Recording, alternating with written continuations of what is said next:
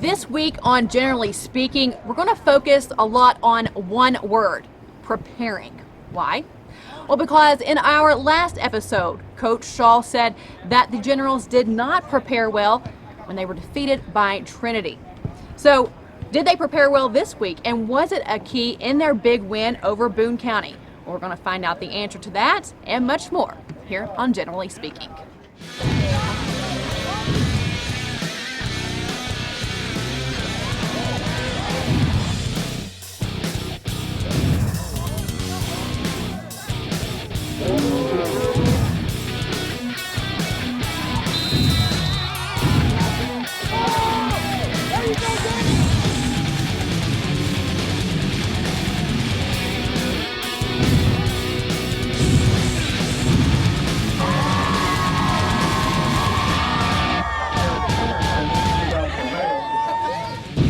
Welcome to Lafayette Football, brought to you by Mingy Beef Jerky, SDG Blue, Dave Redden Photography, and Fayette County Schoolsports.com. Welcome into week 5 of Generally Speaking. We are here once again at Ishmael Stadium, actually talking with Coach Shaw, but if you hear soccer balls or kids talking in the background, actually in the middle of soccer practice. So we're just going to carry on and talk football while they practice soccer. How's that sound? Sounds good. All right, Coach. Let's just talk. Go ahead and get to last week and your matchup with Boone County. Talk, kind of recap it if people didn't get to make the trip up there. What do you think of that performance? Well, we started off real slow again. I don't know what it is about our stars, and we're going to work on that this week and prayerfully come out next week, ready to go. Had a slow start and kind of picked it up and kind of gained some momentum going into the second half of the football game. And, overall, I give us about a C. A C? There's still a lot of little funky little things that we need to work on. But we played hard, and that was good to see. Yeah. And definitely, obviously, turning it on at some point from those slow starts, I guess, is what really matters. Yeah, and that's always good to have that piece in place. But, as we get further along in the season and get into the playoff part of it, you can't have slow starts. You got to come out and play 4 quarters. So, you said that would be something that you would work on this week. Do you see it becoming, a problem? Or is it more or less other teams are starting slow too and you think they're just kind of playing to that ability, which you sometimes see teams do? No, it's us. Okay. And there's some things that we'll do this week in practice, try to minimize that slow start. I know other teams do that too, but we cannot function and operate that way. The goal is to play in the state finals again and preferably win it. So those things we have to get rid of. Got to play a full. Got to play 4 quarters. Who played well for you this week? I think overall everybody played pretty well. I don't think there's anyone that just jumped out. Mm-hmm. Defensively, Desmond Simpson played really, really well. He had a couple of sacks and some tackle for loss. But overall, defensively, I think they played well as a group, which I was glad to see. One thing that you mentioned in the last episode when we talked about that Trinity game is you said that you all did not prepare well the week leading up to that game. Did they prepare better leading up to the Boone County game? A little bit better. When we get to the point where we prepare a lot better than that, I think that would minimize our slow starts. So we still have some room for improvement in that area. It would have been hard to ask this question, 1 or 2 games in, but we're now 4 games down, preparing now for your 5th game. Anybody on your team that's kind of surprised you, I guess maybe really got better in the off season that maybe you didn't expect? Obviously, you got your big names on your team that you kind of expect to be there and play well in and game out. But anybody that's kind of stepped up into a role that you might not have expected? No, I don't think there was a surprise. This group is very talented, mm-hmm. and been watching it for the last couple of years, and everybody's kind of stepping into their role now in order for this team to function as a unit. Are you still learning anything about your team? Oh, we're learning every day.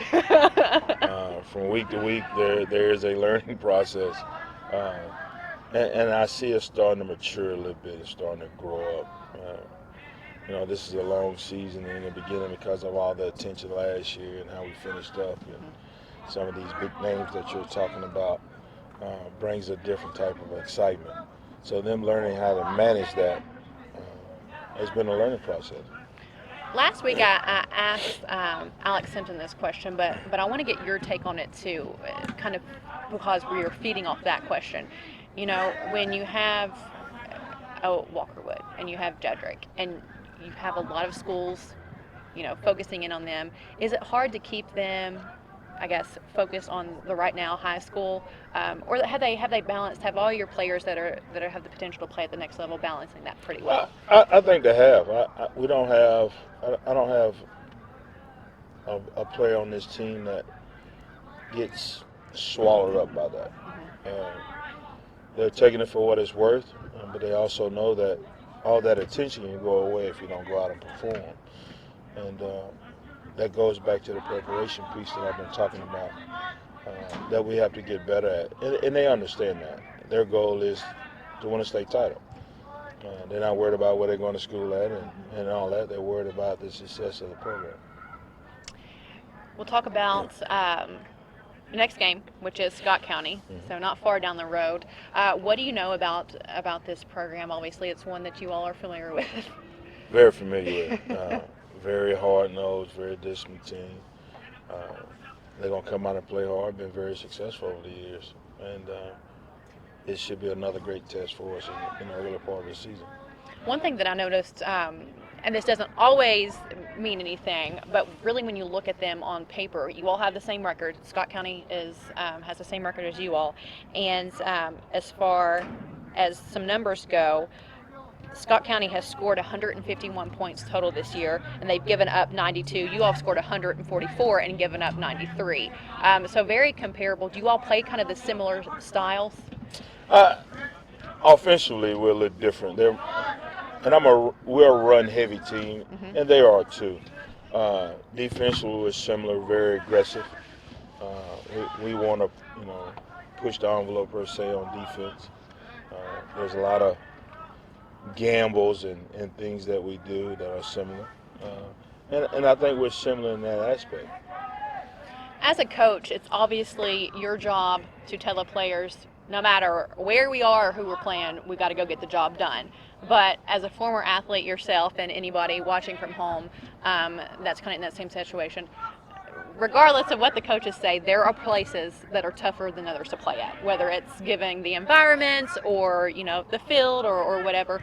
When you look at the schedule and what's left, or maybe it's even an inner-city matchup, do you have any games that you see coming up that might be tougher environments for your players to kind of get mentally set in?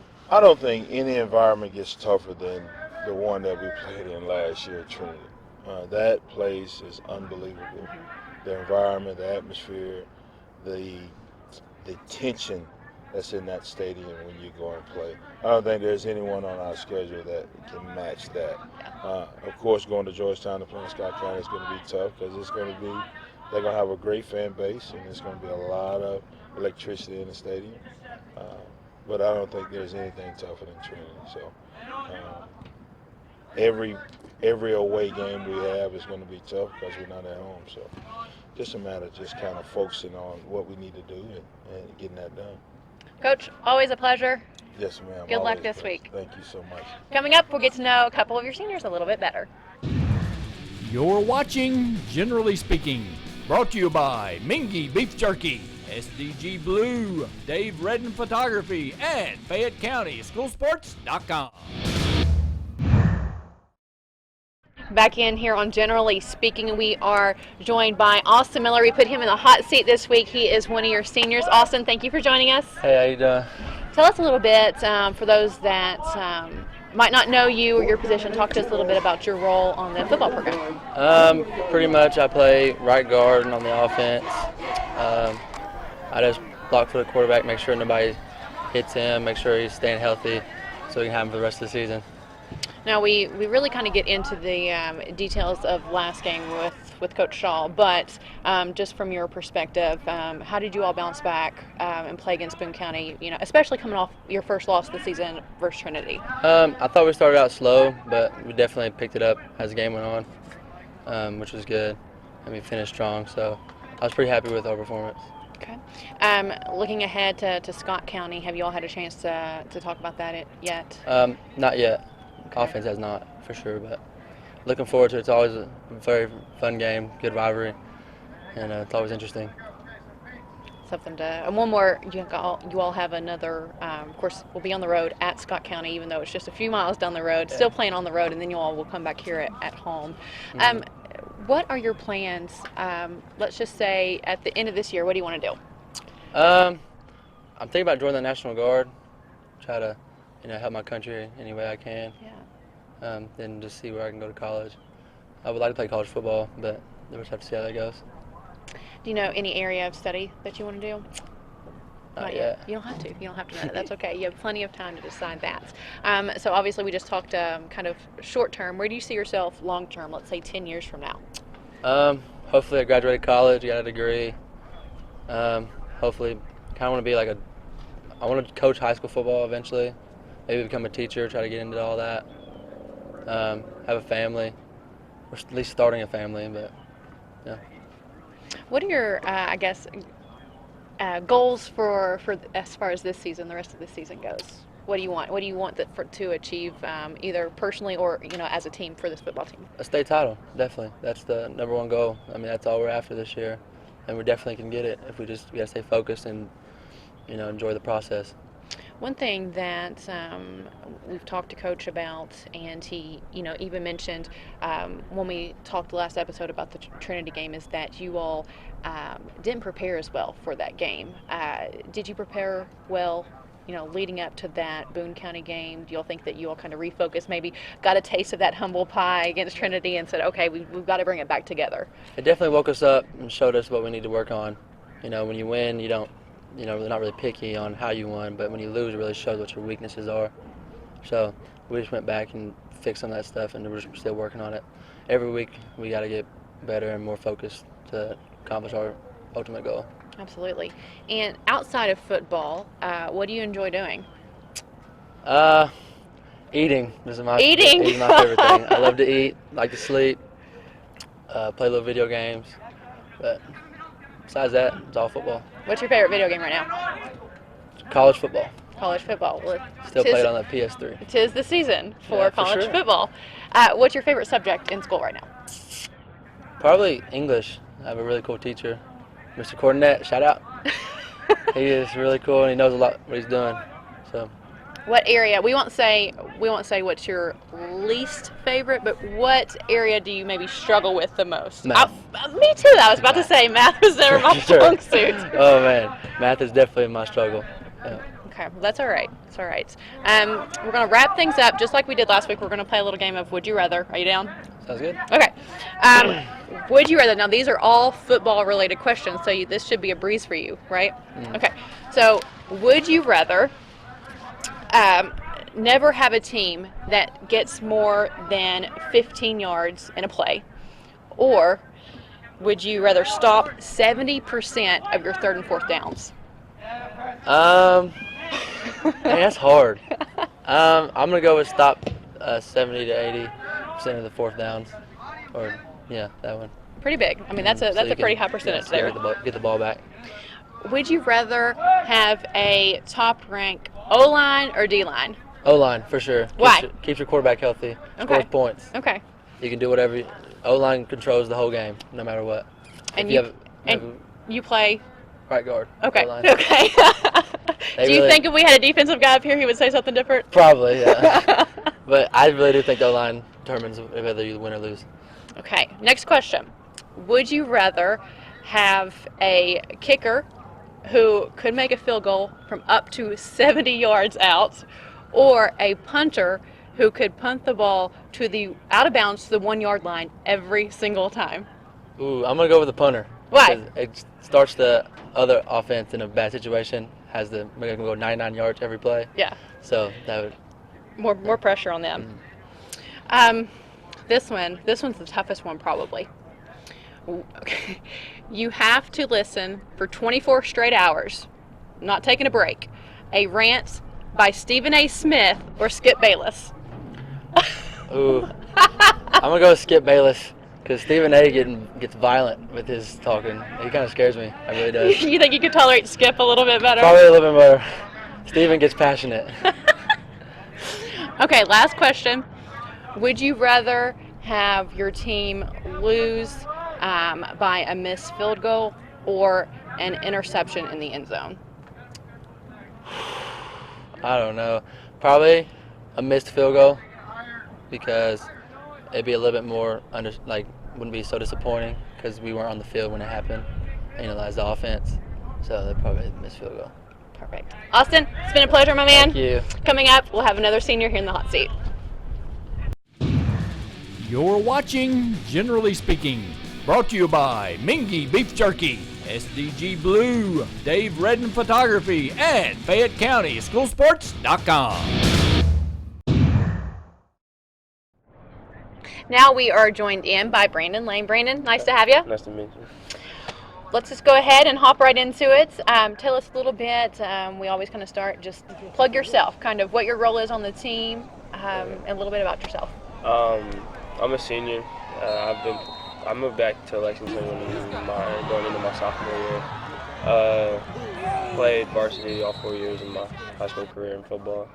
I play middle linebacker alongside with Ian Shaw, and I think my role on the team is really as a senior and as being a linebacker for our defense is being a big leader, not only on defense but like throughout the whole team, and helping out special teams and making sure our O's staying up and other things of that sort. And I think a big part is just making sure our defense is ready for Friday and making sure throughout the week we're focused and doing what we're supposed to do, and when it comes to Friday that we're ready to go play. So you're putting a lot on your shoulders, I guess, just to be kind of vocal in all areas. Yeah, yes ma'am. Yeah, pretty much. How do you think? And it's kind of the same question that I asked Austin as well. You all had a tough loss against Trinity, and as Coach said, once again it was a taste of humble pie. How do you think that you all played bouncing back when you took on Boone County? I think the first half of Boone County was a pretty sloppy half. Defense, first play, they had a pretty big gain for I think it was like 40 yards or something like that, and that was just pretty sloppy on our part. And then we were able to get the stop, but they ended up scoring, and our offense really struggled the first half too. So when it comes down to it, I mean, defense and offense kind of build up off each other's momentum, and when offense isn't scoring and defense can't make stops, it's kind of hard to get back into the game. But it was pretty sloppy the first half, I think, but we kind of tuned in and focused up in the second half and came out ready to play, and we put the game away. I mean, it wasn't the greatest game, but we got it done, so you can't complain too much, I guess. Scott County coming up this week, and while it's another away game, they're not real far down the road. Yeah. So hopefully you all will have. You all travel pretty well. You bring a lot of fans, but I would expect even more. What do you know about Scott County? Have you played? I know you said you came back your sophomore year. Have you played them? My first game starting here was against Scott County my sophomore year, and I mean that was really one of the biggest games that season. It was our first game starting out, so I mean Scott County, big name. They just came off a 15-0 state championship the previous year, so. And they handed it to us pretty bad the year before that, which would be my freshman year. So we were out for vengeance. I mean, didn't get the job done. And then my junior year, which would be last year, we came up short during season, but in the playoffs we got the job done. I think we handed it to them pretty well. The score wouldn't show how hard we played, but it was a good game. And Scott County's a good team. They're always really disciplined and got good coaching, and they're a good football team all around, but I think we're ready. We're ready to go get in this week and get focused and tune in for Friday. Let's talk a little bit outside of football. What do you enjoy doing? lifting, eating, sleeping, just chilling with my friends. Uh, a lot of my world revolves around family, school, and football. So, I mean, you got your priorities in life, and family, school, and football, and friends are mine. So, Yeah. it's pretty much all I do. And I've seen your 4-year-old little sister running around here. Yeah. She has to keep you busy too. Oh man, yeah. She's got tons of energy. Yeah. She's been around this track here on the football field. Yeah. She's made laps. Yeah, she's always really vocal and crazy. You can always hear her and my mother during games. So Their voices yeah. carry. Oh yeah. Yeah. As far as school goes, what's your favorite subject? Let's see. I'm a big history guy. I like history? learning about stuff that's happened in the past and like previous events. My family's really big on military, so that's ever since I was little, I've really been into like the military scene and stuff like that. So I mean, yeah, I'd have to say history. What do you think that you have the hardest time with as far as your subjects go? Or do you? I mean, maybe you're just all around, well-rounded. No, I struggle with English a little bit. I know I have trouble writing essays a little bit. I mean, it's nothing too horrible, but I know I do struggle sometimes with having like being prepared for being able to write like a higher level essay or a college level essay that I need to, and I usually get a lot of help on that, but Just need a little bit of proofreading. yeah, That's all it needs. yeah, exactly. Where do you see yourself this time next year? On a Division I college team for sure. Recruiting's big here, and having Jed and Walker really helps out with recruiting and coaches coming in, and then they get a lot of attention for us. So, and it helps with growing your name and getting your name out there. So, if nothing really works out for me during or getting like a scholarship or a Division I scholarship, my plan would be to walk on to either UK or Tennessee for a freshman, and then hopefully earn a scholarship. Perfect. Yeah. 10 years from now, then, once you're done with college, where do you see yourself? Well, my life goal has always been to play in the NFL. So I mean, that would be the ideal lifestyle for me. But I definitely want to play college ball and finish out college, earn a degree, and if the NFL doesn't work out, which hopefully it does, but if it doesn't, I really want to be an entrepreneur. Okay. I'm not sure what kind of area or anything like that yet, just I know I want to own my own business and run it. Now, you mentioned liking history and having a special interest in the military. Now, there's a military connection. Mm-hmm. Okay, Yes, talk to me a little bit about that. Well, my stepfather's in the military, and then my mom's brother was a Marine. My mom's mother, my grandmother, was a general in the Air Force, and then her husband was a colonel in the Air Force, retired colonel. They're both retired. So, I mean, I have a lot of military and ex-military in my family. So, it plays a big role in our... Absolutely. Yeah. We'll definitely thank, coming off 9/11 this week, definitely Yeah. thank them from us and from me for their service. And I'm sure even though you would have been 2 or 3 years old when that happened, I'm sure, you've been educated well on what happened. I know a lot about it. My grandma was a big...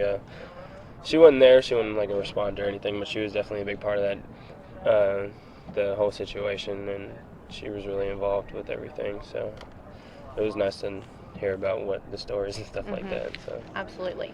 Well, we're going to end with a game of Would You Rather. okay. It's going to be the same set of questions that we asked Austin, expecting probably a couple different answers. So here we go. Okay. Would you rather never have a team get more than 15 yards in a single play? So whether it's running or throwing, they never got more than 15 yards on a play. Okay. Or stop 70% of your third and fourth downs. Coach Shaw, for those of you that can't see right now, Coach Shaw is walking behind the camera giving him an eye. Okay, so either stop them, they don't get 15 or more yards every play, or they don't get, what was the second part? You stop 70% of third and fourth downs. I'm gonna go with 70% of third and fourth downs, just because I know those are big downs, and it Absolutely. really gives us momentum if we get a stop. So that's what I would choose. Okay. Would you rather have a top-ranked number 1 O-line or D-line? D-line for sure. I'm a defensive guy, so I mean a D lineman that's top ranked really help us out. And as I predicted, you might remember Austin said O-line. So you got your offensive guys going with the O-line, your defensive guys going with the D-line. Would you rather have a kicker who kicked it, or excuse me, would you rather have a kicker that could make it field goal, per se, from 70 yards all the way out to 70 yards and then working your way in, or a punter who could kick it out of bounds to the kick it to the 1 yard line and go out of bounds every single time they punted it? The punter. For sure. Yeah, that gives us great field position, so I'd go with that by far every time. If you had to listen to 24 straight hours of a rant between either Skip Bayless or Stephen A. Smith, who would you rather hear for 24 straight hours? I think I'm going to go with what Austin said and Skip Bayless. Skip Bayless? Yeah. Maybe a little less harsh than Stephen A. Smith? Yeah. And last question. Would you rather your team lose by a interception in the end zone or a missed field goal?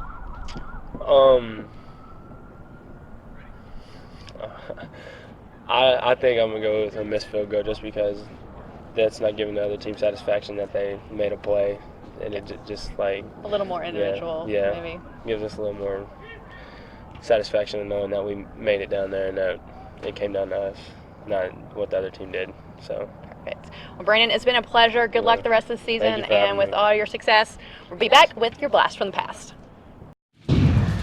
You're watching Generally Speaking, brought to you by Mingy Beef Jerky, SDG Blue, Dave Redden Photography, and Fayette County Schoolsports.com. It's now time for your blast from the past, and this week we are joined by John Combs. John, nice to have you on. Nice to meet you. Talk to me a little bit about when you played for Lafayette, what the program was like. We were actually talking before before we were rolling here, and it was really interesting just to kind of hear your take on everything. Yeah.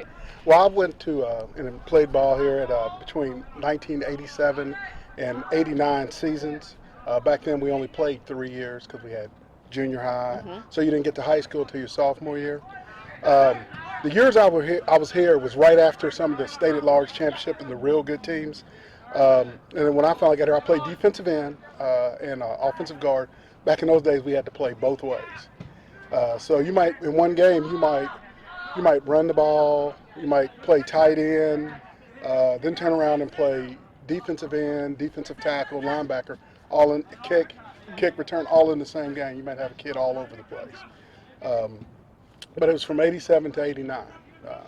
We were here, and back then there was only 4 high schools, actually. Because Dunbar wasn't here yet. Correct. And at that time, this is before the field. Actually, the field used to face the other direction. A lot of people don't realize that if they hadn't been here in the last few years. If they weren't here back then, they don't realize that the field actually pointed in a different direction than it does now. And one thing, a little bit off topic from Lafayette football, but you actually said, I believe it was your senior year, you all in the cafeteria would kind of get to vote and decide about like Dunbar's colors. Yeah, that's one of those Dunbar's. You all influenced Dunbar's colors. Correct. At that time, like everybody knows, it's funny because Lafayette and Dunbar are kind of rivals now. Yeah. Back then, it was Tate's Creek, and what they did was they had a vote. They would have people draw, pick colors for the team colors for Dunbar, because half the students were going to end up going to Dunbar. So what they end up doing is, it's funny, back then everybody used to wear, like I said, Raider stuff. So Dunbar's colors, everybody was voting gray and black. And that was leading, and then they put in a picture of Michael Jordan, and all of a sudden red and black, instead of gray and black, popped up. And so a lot of people realize that's one of the reasons why their colors are red and black. Who would have thought that the rival school ends up being and of course they're natural rivals because like a lot of those kids in that area, like myself, I would have went to Dunbar, but when they built it, like my younger brother went there, but at the time Lafayette District was a lot bigger then than it is now. Now talk to me a little bit, after you left Lafayette, you went to Eastern. Yes, ma'am. And you played football there. You continued your career. Talk a little bit about that. It was a big change. At the time, like I said, Lafayette was coming off great seasons, and when I was at Lafayette, we had some lean season. I'll be honest with you. We didn't win as many games. There's changed coaches. I think we went through like three coaches. They had Coach Pointer had retired. Then we had Tom Fee. He retired, and then we had Terry Clark was the coach. So we went through a lot of coaches, hard time. So didn't do a lot of winning. Right. I did some things individually that I'm proud of, but in the end, it's all about winning. So that's one of the reasons why I picked Eastern. At the time, I could have went to Western, Cincinnati, but those programs weren't what Eastern was at the time. So I decided to go to Eastern, and that was the biggest thing was just the winning. Getting 10, 11 wins, playing for championships every year. That was one of the main reasons I went there. That's why I'm glad now, where I have a son coming up, here through Lafayette, that now you can these teams are getting 9, 10, 12 playing in championships. That's a lot of pride in that coming from myself where, my teams weren't as successful as they are now or they had been in the past. Absolutely. And I guess, we say this every week, but one reason why we do this is to show these kids. Obviously, there are some, maybe even on this team this year, that we can see in the NFL. Yeah. But the majority of people, even if after they leave college, is going to be entering the workforce. Correct. And we want to show them that, there is life after football. So talk a little bit about, you're back in Lexington now and what you do. For the last 20 years, I've worked for the state of Kentucky. I'm an internal policy analyst dealing with contracts. I was a buyer for the state and service contracts. And right now I'm in contract monitoring where I go all around the state monitoring contracts, making sure everybody's abiding by what they're supposed to do. Whenever the state awards somebody a contract, just making sure they do what they're supposed to do. Lots of traveling. Yeah, in state, but a lot of traveling. I've been to all these little counties. I've been to all these, from Louisville, I've gone to Paducah one day, and then a couple days later I'm in Pikeville. So. All across. Or I've gone up to Florence, and then I end up in Wayne County. So. But you still manage on Friday nights to get back and watch some Lafayette football. Of course. Like I said, my son's coming up now. He's a freshman. And even before then, when he was playing middle school right up the road, we knew he was coming here. And it gave me a chance to get back and get a feel for the program, knowing, seeing the direction it was going in, which I've been beyond pleased with. Right. And just everything. And I like how the program, they're reaching back to the middle school. When I was in school, the junior highs, we never heard from the high school coaches. But I know, like I said, this Coach Shaw comes back and speaks at the banquet. He'll come and talk to the kids, or the middle schools play a lot of games here at Lafayette, and sometimes he's at the games or the coaches are at the games. So that relationship, between the programs has been great. Right. Yeah. And I'm sure it's, as you watched things change throughout the years, even down to the facilities changing, I guess it just makes it much more desirable and you have more pride to play for Lafayette. I'll be honest with you, I would have loved to play here. When I first went to college, I'd hear from the guys, and Coach Shaw can speak from this from where he's from Florida, and I played with guys from Florida and Georgia, where just the things, what they had, the games. They'd go to games in the whole town. If you're from a small town, they'd all be there, or just everything. How everybody, that game was the thing. You hear about Florida and Texas, and and I like that. Those football states. Yeah. Even though people can tell you there used to be a lot of people who would come to games back in the '80s, but it's not like it is now. I mean, you got to wait in line just to get in here. Like the Trinity game, there was lines. You had to find a place to park. And and when I played, a lot of times it wasn't that way, unless the band left. If the band wasn't here, you had a little more parking. But now, the show's the football team, which is what it should be. Yes, hey, I got a lot of, I know everybody works hard, but that's my heart is, and that's where I'm proud of. Well, and as a son, coming to watch your son, obviously that's the main reason. Correct. Why you come. Correct. So, well, John, it's been a pleasure talking to you. Good luck to you. Oh, obviously, you'll be at least around for the next few years as your son comes up to the program. Yeah, and then when he's gone, I'll be here. I'll be the old man in the corner of the end zone. I'm here to Still stay. there. Yep. Perfect. Well, it's been a pleasure talking with you. Thank you. That'll do it for Generally Speaking. You're watching Generally Speaking, brought to you by Mingy Beef Jerky, SDG Blue, Dave Redden Photography, and Fayette County Schoolsports.com. Taking a look at your local scoreboard, of course, what we've talked about this week, Lafayette, a big win over Boone County, 40-13. Tate Creek puts it on Henry Clay, 44-0. Bryan Station holds off Madison Central, handing them their first loss of the season, 28-25. Lexington Christian has no trouble handling Estill County, 55-22. Covington Catholic squeaks past Lexington Catholic, 21-20. Eastern 33, Paul Lawrence Dunbar 20. Madison Southern over Bourbon County, 35-7. Lynn Camp 41. Berea, really struggling this season, is yet to get on the scoreboard. They had 0 once again in this game. Cincinnati Elder out of Ohio, 20. Scott County 14. George Rogers Clark 28. Montgomery County 14. East Jessamine, pretty big win over Clay County, 49-28. Whitley County hands West Jessamine a loss, 55-13. Woodford County 32, Marion County 20. Rounding out your local scoreboard, the Paris Greyhounds 33, Pineville 28. So Scott County, that's a matchup where it's always a battle, and it seems that these two teams know each other very well, and it's going to be preparation that could be the key, and who comes out with a W. So this Friday, get out to Toyota Stadium, come support your Generals, and be there to see who comes out with a win. Special thanks as always to our sponsors, Mingy Beef Jerky, SDG Blue, and Everybody's Autos. That'll do it for this episode of Generally Speaking. Thanks for watching Generally Speaking. Brought to you by Mingy Beef Jerky, SDG Blue, Dave Redden Photography, and Fayette County Schoolsports.com.